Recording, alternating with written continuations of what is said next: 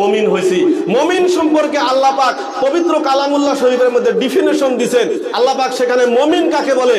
আল্লাহ পাক বলেন ইন্নামাল মুমিনুনা আল্লাযীনা ইযা যুকিরাল্লাহু ওয়াজিলাত কুলুবুহুম ওয়া ইযা তুলিয়াত আলাইহিম আয়াতুহু যাদাতুহুম ঈমানাও ওয়া আলা রাব্বিহিম ইয়াতাওয়াক্কালুন। আমার বন্ধুরা, আল্লাহ রাব্বুল আলামিন পবিত্র কালামুল্লাহ শরীফের মধ্যে বর্ণনা করেন মুমিন কাদেরকে বলে। মুমিন বলে ওই সমস্ত বান্দাকে যারা ওই বাজার দিয়ে ঘুরতেছে তারা কি মুমিন নাকি? বলে তারা কি মুমিন? তারা কখনোই মুমিন না।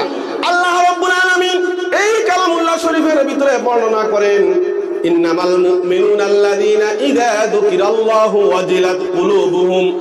মুমিন এই রূপ হয়, মুমিন এমন হয় যখন তাদের সম্মুখে যুকিরাল্লাহু ওয়াজিলাত কুলুবুহুম, যখন তাদের সম্মুখে আল্লাহর নাম যখন উচ্চারণ করা হয়, ওয়াজিলাত কুলুবুহুম, তখন তাদের অন্তর ভীত হয়ে পড়ে, তাদের অন্তর ভয়ে ভীত হয়ে পড়ে। ঠিক না ঠিক বলেন? আমার ভাইরা, আমার বন্ধুরা, শুধু তাই নয়, ওয়াইদা তুলিয়াত আলাইহিম আয়াতুহু, যখন তেনাদের সম্মুখে আল্লাহ পাকের আয়াত যখন তেলাওয়াত করা হয়, যাদাতুহুম ঈমানা, তখন ওই সমস্ত মানুষের ঈমান আরো বৃদ্ধি পায়। বলেন সুবহানাল্লাহ।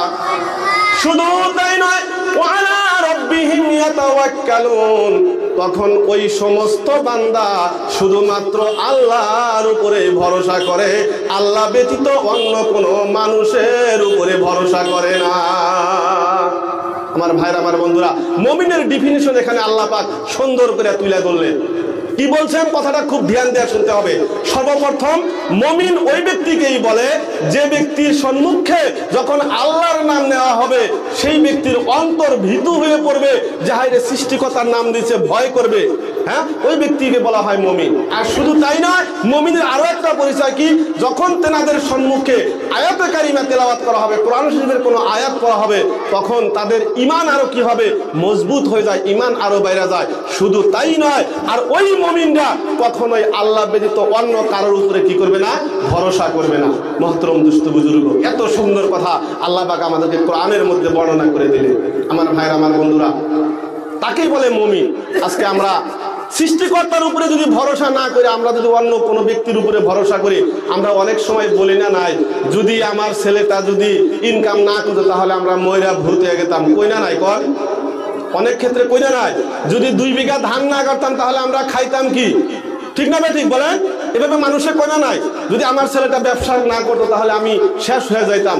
আমরা এইভাবে বলি। ভাই, এইভাবে বলা ঠিক না। কারণ আমাদের ভরসা সবসময় কার উপরে থাকতে হবে? ওই সৃষ্টিকর্তার উপরে থাকতে হবে।